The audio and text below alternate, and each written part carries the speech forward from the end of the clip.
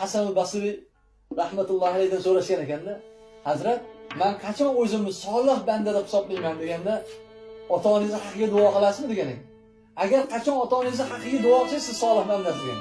Haligi Mu'tazililik kuchaygan paytda dalilingiz bormi degan ekan. Hujjatingiz bormi deganda bor degan ekan. Payg'ambar alayhisolatu vasallam aytgan ekanlarda, "Idza mata al-insan inqata 'amaluhu illa min salasati ashya. Sadaqatin jariyatin aw 'ilmin yuntafa'u bihi aw waladin solihin yad'u lahu." İnson dunyodan o'tgandan keyin nomay amal kitob yopiladi. Bo'ldi, endi unga savob, gunoh to'xtaydi yozilishi. Yopildi endi nomay amal. Illo 3 ta narsadan qabriga savob borib turadi. Nomay amal yozilib turadi. 3 ta narsa. Birinchisi sadaqa joriya. Ikkinchisi manfaatli ilm.